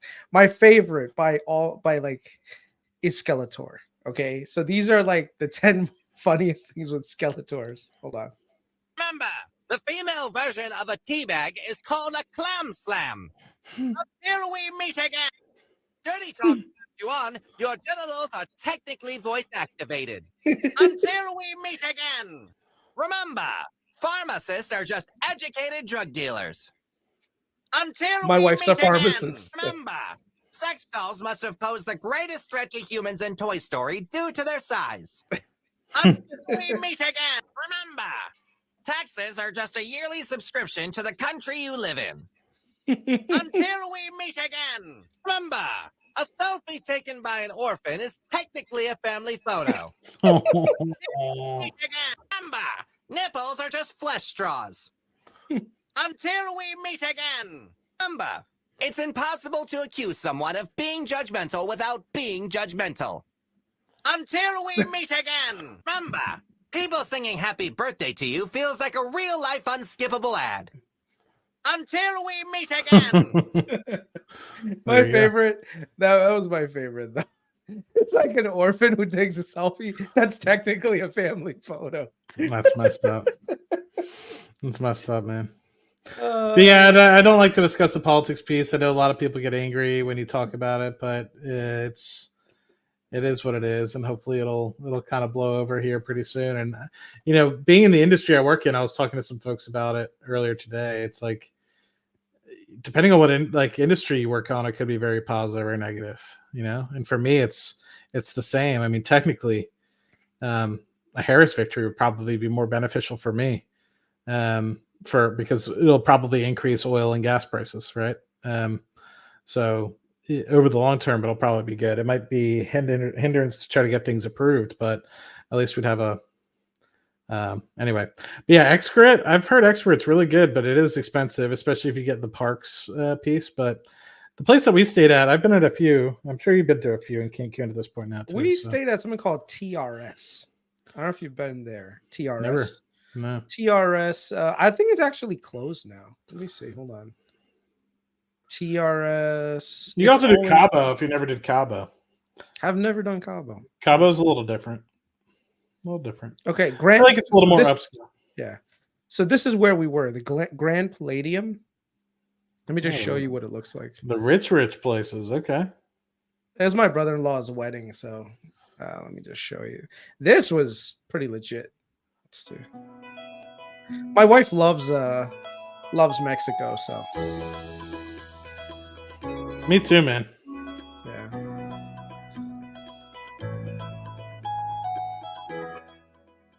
It's all inclusive. It's really nice. Yeah, it's a nice spot. The one thing that sucked though was that the water, every morning you would go out there and there would be seaweed everywhere. Seaweed everywhere, yep. Yeah. But it's awesome. Like if you want to go on like a honeymoon, that's where you go. You know? See, I'm more of a pool guy. So like Yeah. I don't like so if I go to the beach, I like to be in the beach, but I don't like to go in the ocean. Because then you get all sticky. So for me, you know, I'm 50-50, but yeah, I like the pool. So like I like to be in the pool, you're closer to the bars, the music is more popping. So I guess it all just really depends, but it really depends what kind of vacation you're trying to go to, man. Like a lot of the Caribbean islands are great. I was talking to my buddy about it. Some of them are a little bit more posh. Some of them are a little bit more like down to earth Caribbean, expect like what you would expect. Yeah. So I guess it all just really depends on what you're trying to go for. Like Turks and Caicos is great, but it's like a very upper crust, like extension of Florida, in my opinion. At least that's what Providenciales felt like. Maybe West Turks or something like that's a little bit different, where you kind of have the boat and you know you stay at a house rather than be at an all inclusive. But I really liked Turks as well, though. Like it was a lot of fun. Everybody was very happy, genuine to be there. Yeah. By the way, sorry really to who was it that just said sorry you lost your wife, man? Michael, sorry you lost your wife, brother. I don't know how I would deal with losing my wife. It's funny. I'm not trying to make fun of your wife or anything, but I'll tell you, like me and my wife, I told her, I was like, anything happens to you, I'm just gonna go and get a whole bunch of hookers in Thailand, you know, and I'll basically just live my life like just vicariously, but like knowing that my inside, I'll never love another woman again. You know, like if I do stuff, it'll just be basically purely just, you know, like just being a dumbass, you know, because I'll probably at that point not want to really like live how do I say, like a traditional life. I'll just basically Like I'll be like a walking corpse at that point for me and her, you know. But maybe it's just me saying that as she's there right now. I know there's a lot of coping mechanisms that people are gonna have to deal with and stuff. So, what about you, man? When are you looking for your girl, bro? What's going on? What's the situation with that?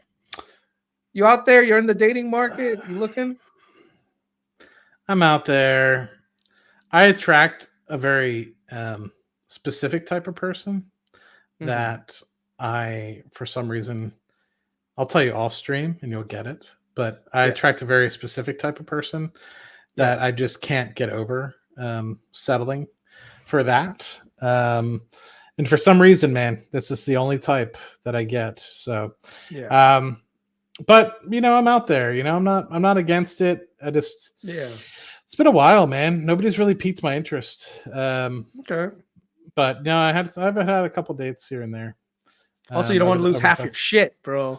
No, it's not that. No, for the right woman, I'd give up half. But at the same, there would probably be a prenup involved. But no,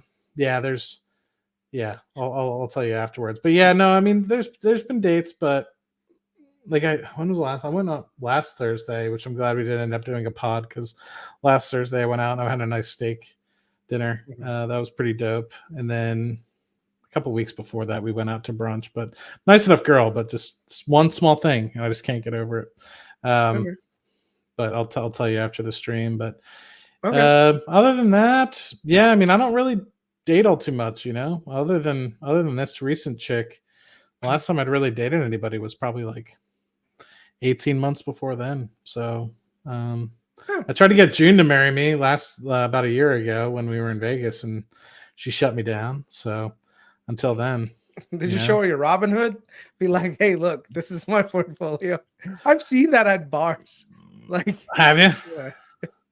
I've had a couple girls when I was in my early 20s. I had a couple girls be like, "Oh, you like investing? I like investing too." And they had like $500, and I'm like, "Oh, it's really good. Like, you know, keep it up." Which I was being honest, right? Like, you know, it's getting started early. Like $500 for, you know, anybody, especially in their early to mid 20s, is really good. You know, you just keep that up. You know.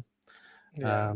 God, man, every house I'm look at that I really like, it's too expensive, but anything that does fit like within my budget, it gets sold right away. It's like, God damn it, man, stop doing that. Just for like 2 seconds, just stay on the market long enough for me to actually make a bid, you know? Yeah. But yeah, man, eventually I'll find some nice lady and settle down. I definitely want to have kids. You know, I definitely envision myself having a little son named Eddie after my dad and brother. Nice. Yeah, that's kind of like a stipulation. So if anybody's out there that's listening and you're like, this Matt guy seems like a pretty nice guy, just know that your firstborn son will be named Eddie. So you kind of already know. I don't care if you can have the middle name be whatever you want. But anyway, all right, my man. Well, let's cut it off there. And so you'll probably be busy on Tuesday. You think you don't want to get involved in I guess. Curious question. Yeah, I guess maybe we'll do, if you're free this weekend, maybe we'll do a surprise stream, but no guarantees. But Tuesday might be tough because of the election. Yeah, we'll figure it out. Cool. Yep. All right, dude. You rock, man. I'll see you in a bit.